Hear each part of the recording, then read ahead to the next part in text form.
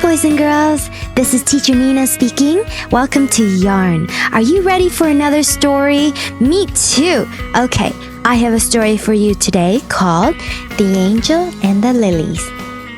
Are you ready? Let's go.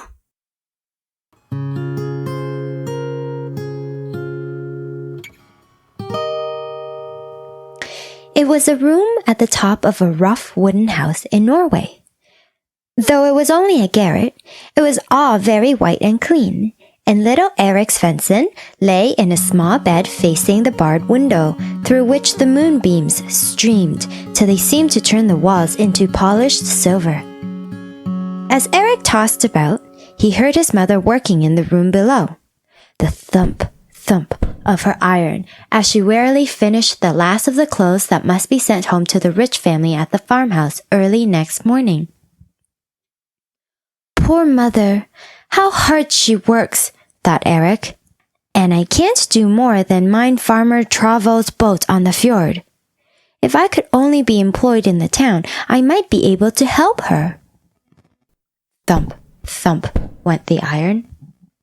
The clock chimed 12, and still the poor washerwoman smoothed and folded, though her heavy eyes almost refused to keep open, and the room began to feel the chill of the frosty air outside.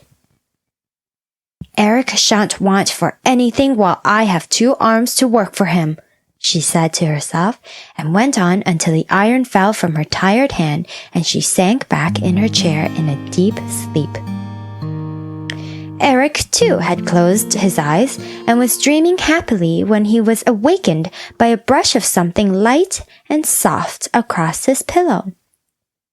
Starting up, he saw that the moon was still brilliant, and in its clearest rays stood a faint white figure with shadowy wings outstretched behind it. A vapory garment enveloped it, and the face seemed young and beautiful. "Oh! How wonderful! How wonderful you are!" cried Erik. "Why have I never seen you before?" "I am Vanda, the spirit of the moon," said the angel gently. "Only to those who are in need of help can I become visible. Your mother knows me well. Winter and summer, I have soothed her to sleep, and tonight, as you looked from your window, your thoughts joined mine, and I was able to come to you. What will you ask of me?" "Oh, Vanda, dear Vanda, show me how to help my mother. I ask nothing else," cried Erik. He jumped from his bed and threw himself at the feet of the shadowy angel. "Do you see that window?" said the moon spirit, pointing to the small panes that were now covered with a delicate tracery of glittering frostwork. "Of what do those patterns remind you?" "Of flowers!" cried Erik. "I have often thought so. Sometimes I can see grasses and bows and roses, but always lilies, because they are so white and spotless." The angel smiled softly. "Tonight I shall shine upon them and make them live," she said. "Take what you will find upon the windowsill at sunrise and sell them in the town. Bring the money back to your mother at night time." With the last words, the moon spirit melted into the white light, leaving Erik with a feeling of the happiest expectation. Long before daybreak, he was awake, and his first thought was of the wonderful ice flowers. Would the angel have kept her promise?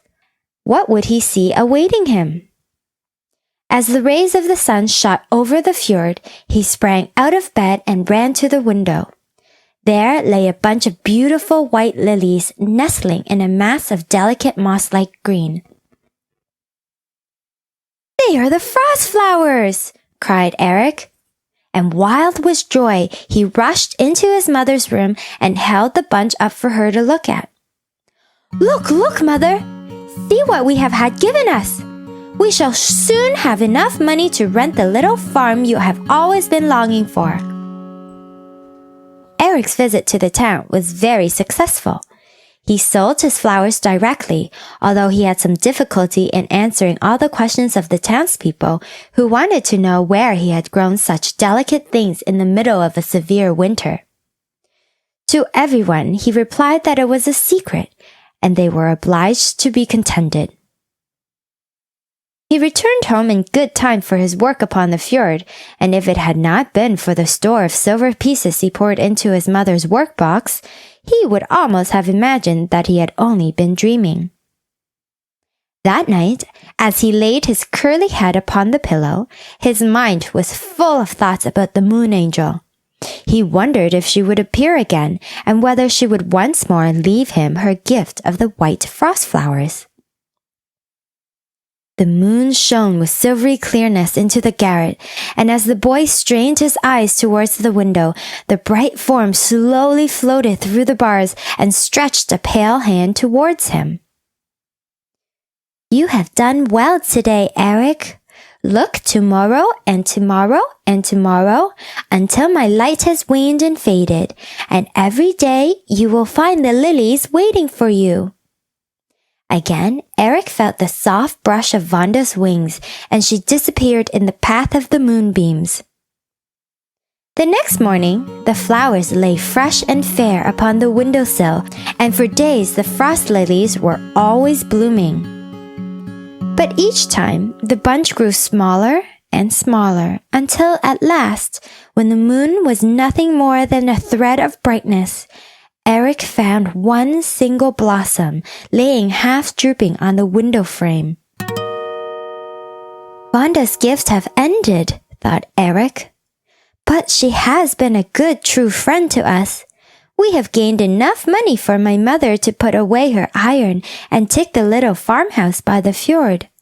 How happy we shall be together." The winter was nearly over, and Erik and his mother had settled down to their happy life in the farmhouse. Frost flowers with delicate, fantastic groupings still bloomed upon the window panes, but the moon angel was not there to give them her fairy-like gifts of life and beauty. She had gone to console other struggling workers. The end. Did you like the story, boys and girls? The moral of today's story is just to stay positive. You never know what's going to happen, even if a little fairy might not come and help out. But if you think positive, good things will happen. Don't forget to check out my website, YarnStoryFactory.com, and leave me a comment. Until next time, this is Teacher Nina speaking. Goodbye.